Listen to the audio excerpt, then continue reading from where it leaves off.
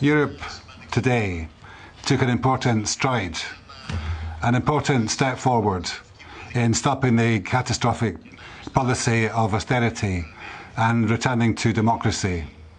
The peoples have condemned the austerity policy and they have entrusted their hopes in a real change of tack. We also learn now from the results that there's been a substantial drop in the three major forces who so far had a consensus on the subject of austerity, substantial drop in the support for the EPP and the Socialists and Democrats, and also the Liberals. The European left is a force which is can now claim a major success. If you look at a result in many countries, particularly on the periphery, this means that the European left is going to be influential, and that, I think, is a very significant development. I think that we now clearly have a political agenda that cannot be ignored. We now are a voice which has to be listened to within the GUE NGL. We have a key role to play in the balance of forces in the European Parliament and in the election of the new president. But of course, as you know, we've seen a historical development. For the first time in the history, we've now seen a party on the left winning the elections and winning with a clear margin. And this, I think, signals the rejection of a majority in Greece of that policy of austerity. We've seen a failure, a defeat for the coalition at 3.5–4% different as compared to the difference between New Democracy and Syriza at the last elections. And if you were to put that into seats in Greece, we would have a very large majority of Syriza in the national parliament. I think that history tells us that we're now rejecting austerity in a country which has been turned into the guinea pig for the crisis. And that's a message we're now sending out to all of Europe, particularly to the periphery, which has been suffering from those austerity programmes. The message is that we must now see an end to this Golgotha for the peoples and an end to that disastrous policy of austerity so that peoples can get back to democracy, get back to growth, development, social cohesion, and invest in solidarity. And I believe that overall this is the clear message from these European Parliament elections.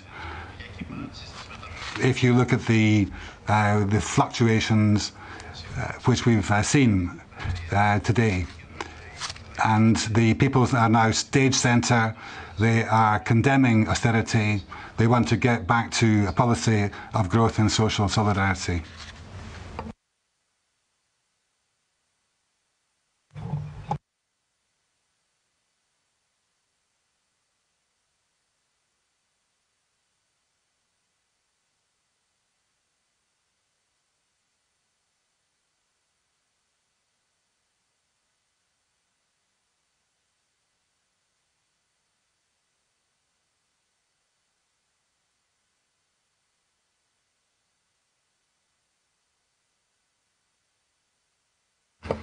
Well, it's clear that in Greece we've now got a result which shows the disharmony between the policies currently being pursued and the will and the desire and aspirations of the people. Now, we will need to look at the domestic political scene. If we must respect democracy and the popular will. If that's the case, then we've got to put the choice before the Greek people because they want a government promoting a policy.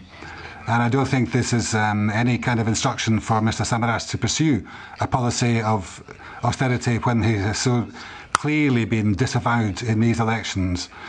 and therefore I wish to take this opportunity to make it clear, and I'll be talking to the parliamentary forces in the country, that there will be a need for national elections so that we can have a government which has a fresh mandate from the people,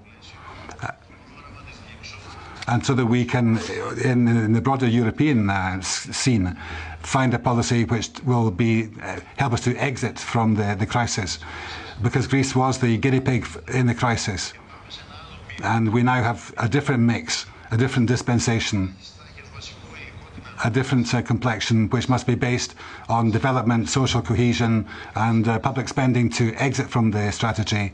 And that's going to bring, I think, changes to the exit policy for the crisis across Europe, and not just here. Elections in Greece, a new government, majority, with a change of political tack. I think that that's something, it's a message which is there for this country, but also implications for the rest of Europe. Thank you.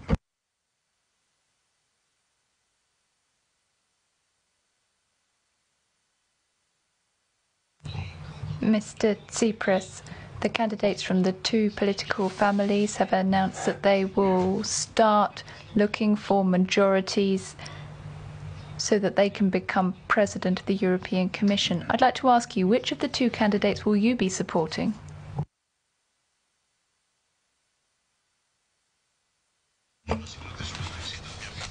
Well, I'm not sure if we're going to get them together to find a majority, which would be bad for the peoples of Europe, because we don't want to see more of this failed policy of austerity. We have our own programme, which is going to be our central precondition when it comes to proceeding. And for us, the situation is clear. And it's a different programme from the other political formations and parties. But we believe that on the basis of our programme, there will be room for convergence and agreement among the progressive political forces across Europe. I believe that our programme, we want to stop the austerity programme now. We want to stop the Troika now with the European institutions. And we want to look again at the public debt on the basis of solidarity. I think that around that programme we can form alliances with the Greens and with the European Social Democrats. But we have got to, first of all, decide to break with the stifling embrace of Chancellor Merkel and the EPP.